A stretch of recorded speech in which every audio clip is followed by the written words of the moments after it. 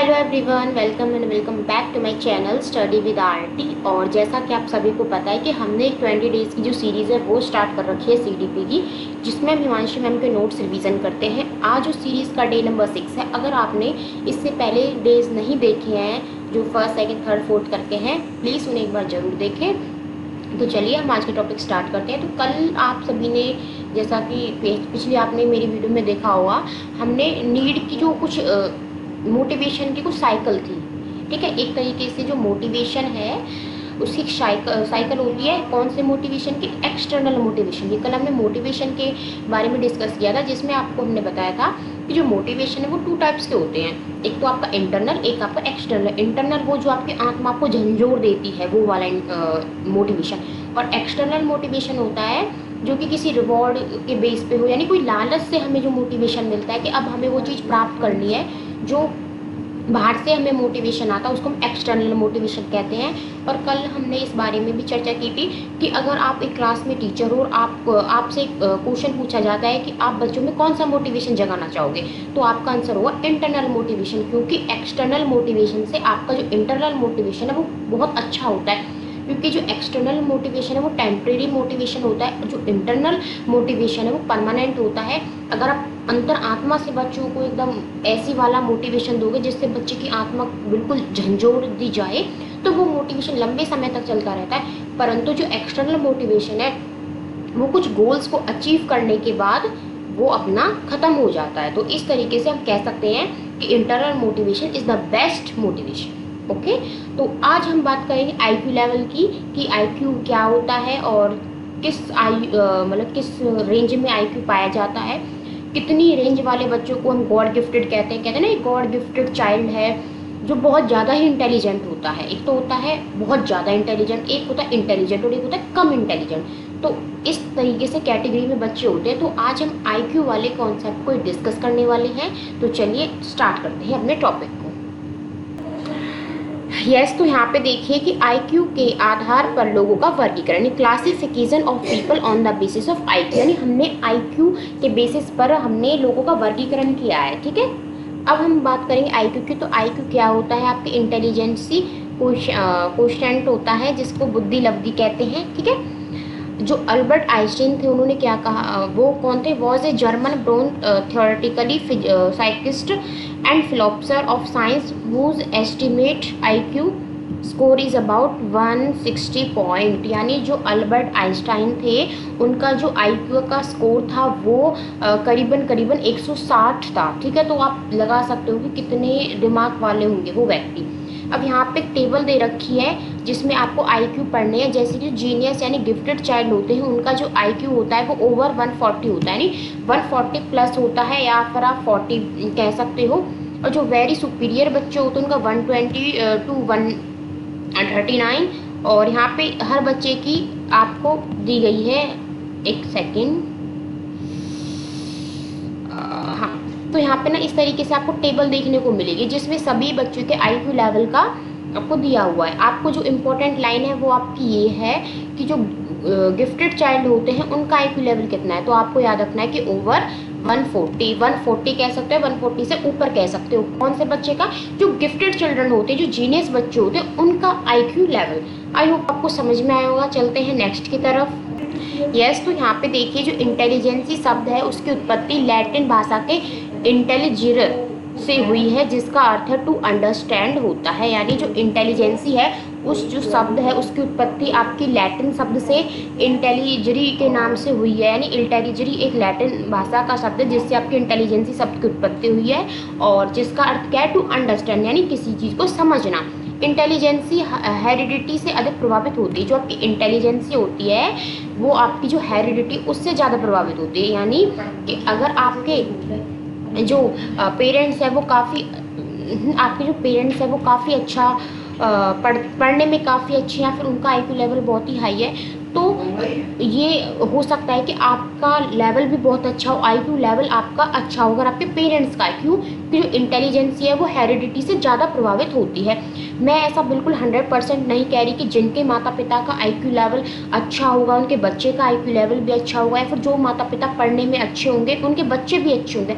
ऐसा नहीं है, क्योंकि थोड़ा बहुत जो प्रभाव है वो इन्वायरमेंट का भी पड़ जाता है। ठीक है, क्या पता उनके माँ बाप बहुत अच्छे पढ़ते हैं पर बच्चा इतना अच्छा नहीं पढ़ पाया, क्यों? क्योंकि वो इन्वायरमेंट के इफेक्ट में आ गया। उसके जो फ्रेंड्स हैं वो कुछ ऐसे हैं जो उसे पढ़ने नहीं दे रहे, उसे गंदी आदत लगा रहे हैं, हो सकता है ना। बट अगर 90% मैं कहूँ तो हेरिडिटी का असर पड़ता है, 10% कहीं ना कहीं इन्वायरमेंट का भी असर पड़ता है बच्चे के दिमाग पर। तो इस तरीके से कह सकते हैं कि जो इंटेलिजेंसी है वो हेरिडिटी से अधिक प्रभावित होती है अकॉर्डिंग टू इन्वायरमेंट। ये नहीं है कि इन्वायरमेंट बिल्कुल भी प्रभाव नहीं करता इंटेलिजेंस को, करता है, परंतु हेरिडिटी ज़्यादा करती है। ओके, अब बात करते हैं intelligency is the ability to reason, adapt and learn. Intelligency क्या एक एबिलिटी है, योग्यता है to reason, adapt and learn, समझने की, एडेप्ट करने की, याद करने की। यहाँ पे देखिए कॉन्सेप्ट ऑफ IQ, यानी यहाँ पे IQ का कॉन्सेप्ट दे रखा है जिसमें एक फॉर्मूला है। आप फॉर्मूले से ना IQ भी कर सकते हो बच्चे का। अगर आपको IQ लेवल बच्चे का पता करना है तो इस फॉर्मूले के जरिए आप IQ लेवल पता कर सकते हो बच्चे का। फॉर्मूला किस तरीके से IQ निकालना है, तो पहले आप मेंटल एज अपॉन में जो बायोलॉजिकल एज है यानी मानसिक आयु और वास्तविक आयु, और उसे आपको 100 से मल्टीप्लाई कर देना है। तो इस तरीके से आप IQ लेवल निकाल सकते हो बच्चे का। जैसे कि यहाँ पे एग्जांपल दिया है कि यदि किसी बच्चे की रियल एज 10 वर्ष है, कोई बच्चा 10 साल का है और उसका दिमाग 12 वर्ष के बच्चे जैसा काम करता है, और जो उसका दिमाग है वो 12 वर्ष के बच्चे जैसा काम करता है, तो IQ लेवल कैसे निकालोगे आप? ऊपर रखोगे आप उसकी मेंटल एज। वो मेंटल एज कितनी है? 12 वर्ष, क्योंकि उस बच्चे का जो दिमाग है वो 12 वर्ष के बच्चे जितना काम कर रहा है। नीचे रखोगे आप उसकी रियल एज, जो उसकी रियल एज, और उसको 100 से मल्टीप्लाई कर दोगे। 10 से ये 10 कैंसिल, और 12 के मल्टीप्लाई 10 के साथ करोगे तो आंसर आ जाएगा आपका 120। अब आपको टेबल में देखना है कि 120 किस रेंज में है। एक सेकेंड, यस, तो बच्चे का जो IQ लेवल आया था वो 120 आया था, और 120 है आपका वेरी सुपीरियर में। तो आप कह सकते हो कि बच्चा का जो IQ है वो अच्छा है, और 120 आ रहा है, यानी वो वेरी सुपीरियर बच्चा है कि अगर हम उसे कुछ याद करने के लिए बोलेंगे तो वो अच्छे से याद करके लाएगा। और थोड़ा सा ना माइंड मत करना, मैं जो प्रोनाउंसिएशन है उसमें थोड़ी सी मिस्टेक कर देती हूँ, क्योंकि ना मेरी जो प्रोनाउंसिएशन है वो काफ़ी अच्छी नहीं है। तो प्लीज़ वर्ड्स पे मत जाना, वर्ड्स की फीलिंग पर जाना, नहीं कॉन्सेप्ट पर जाना। मेरी कोशिश रहती है कि आपको कॉन्सेप्ट आपका क्लियर हो, चाहे मैं थोड़ा गलत बोल दूँ, आप मैनेज कर लेना, है ना। ज़्यादा ख़राब नहीं है, थोड़ी सी ख़राब है, मेरी टंग स्लिप हो जाती है, उस वजह से थोड़ा मुझे दिक्कत होती है। बट प्लीज़ मेरे साथ कोऑपरेट करने की कोशिश करना। अब चलते हैं नेक्स्ट। यस, अब बात करते हैं सृजनात्मक और बुद्धि यानी क्रिएटिविटी और इंटेलिजेंसी की। तो सबसे पहले तो ये है कि जो क्रिएटिविटी और इंटेलिजेंसी, मतलब ऐसा हम नहीं कह सकते, या समझ लो कि अगर कोई बच्चा क्रिएटिव है तो हम ये नहीं कह सकते कि वो इंटेलिजेंट है। ठीक है, यहाँ पे देखो लास्ट में दिया है, अर्थात हर हाई IQ वाला बच्चा रचनात्मक हो आवश्यक नहीं है। यानी अगर कोई बच्चा, किसी बच्चे का IQ लेवल हाई है तो हम ये नहीं कह सकते कि वो क्रिएटिविटी अच्छा होगा ना वो रचनात्मक होगा, ऐसा बिल्कुल नहीं है। हाँ, बट ये हम कह सकते हैं कि जो क्रिएटिविटी और इंटेलिजेंसी है वो दोनों पॉजिटिव, यानी दोनों का जो रिलेशनशिप है वो पॉजिटिव है। पर ऐसा हम बिल्कुल नहीं कह सकते कि हाई IQ लेवल वाला बच्चा रचनात्मक ही होगा, ऐसा नहीं हो सकता। ओके, यह सब यहाँ पे देखिए, यहाँ पे फोई एक ट्रिक करके दे रखी है। फोई ये ट्रिक क्या है कि जो बच्चा, जिस बच्चे का IQ लेवल अच्छा होता है, फिर जो बच्चा क्रिएटिविटी में जा, यस, तो यहाँ पे जो ट्रिक दे रखी है फोई, यानी जो बच्चा क्रिएटिव होता है उसके क्या क्या एलिमेंट्स होते हैं, यानी बच्चे में ऐसे कौन कौन से तत्व पाए जाते हैं जो बच्चा क्रिएटिव होता है। तो ये बच्चे में तत्व आपको मिलेंगे, एक तो वो धारा प्रभाव होगा, ठीक है, यानी फ्लुएंस होगा, यानी उसमें ना आइडियाज़ की कमी नहीं होगी, आइडियाज़ उसके माइंड में आते ही रहेंगे।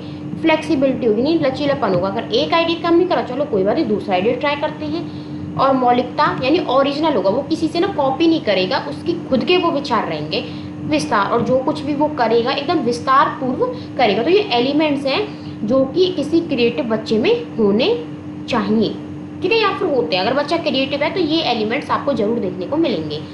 अब यहाँ पे GP गोल्डफोर्ड ने थिंकिंग को 2 भागों में बांटा। उन्होंने थिंकिंग के बारे में बताया कि जो थिंकिंग है वो 2 टाइप्स के होते हैं। फर्स्ट उन्होंने डाइवर्जेंट बताया, सेकंड कन्वर्जेंट बताया। तो आपने ना मिरर भी पढ़े होंगे, डाइवर्जेंट और कन्वर्जेंट। तो जो अपनी तरफ, देखो कन्वर्जेंट को आप ऐसे याद कर सकते हो, इस तरीके से इकट्ठा करना। तो जो आइडियाज़ इकट्ठा कर लेता है उसको आप कन्वर्जेंट बोलेंगे, और जो आइडियाज़ इस तरीके से बिखेर देता है, ठीक है, इस तरीके से, यानी माइंड में आइडियाज़ आए वो बिखर रहे हैं, तो उसको आप डाइवर्जेंट बोलोगे। यहाँ पे ये ओपन एंडेड होता है, ठीक है। वो डाइवर्जेंट ओपन एंडेड का मतलब है कि जो उसका दिमाग है वो इधर उधर चलेगा, बिल्कुल ओपन होगा। ये क्लोज एंडेड होता है, यानी उसका दिमाग ज़्यादा नहीं चलता। रिलेटेड टू क्रिएटिविटी, जो डाइवर्जेंट थिंकिंग वाला बच्चा है वो क्रिएटिविटी से रिलेट करता है, और ये इंटेलिजेंसी से रिलेट करता है। आउट ऑफ बॉक्स, देखो डाइवर्जेंट का मतलब वो आउट ऑफ बॉक्स सोचेगा, ठीक है। और इसमें एमसीक्यू सॉल्व करने में, यानी वो आउट ऑफ बॉक्स नहीं सोचेगा, उसे एमसीक्यू दिए टिक विक लगाने तो वो लगा देगा। मल्टीपल सॉल्यूशन होगा, क्योंकि यहाँ पे डाइवर्जेंट में क्या हुआ, मल्टीपल सॉल्यूशन, क्योंकि बच्चे का दिमाग बढ़ गया, तो एक सॉल्यूशन काम नहीं आए दूसरा सॉल्यूशन ले आए, दूसरा सॉल्यूशन काम नहीं आए तीसरा सॉल्यूशन ले आए, ठीक है। तो मल्टीपल सॉल्यूशन उसके पास आएंगे, क्योंकि क्रिएटिविटी बच्चे की बात हो रही है। जो डाइवर्जेंट थिंकिंग है वो क्रिएटिव बच्चे में आएगी, और अभी हमने यहाँ पे क्रिएटिविटी के जो बच्चे में एलिमेंट्स होते हैं वो भी पढ़े, ठीक है। तो मल्टीपल सॉल्यूशन आएगा, ठीक है। वो ये फ्लेक्सिबिलिटी वाली चीज़ आ गई कि एक नुस्खा काम नहीं किया तो दूसरे नुस्खे में पहुंच गए।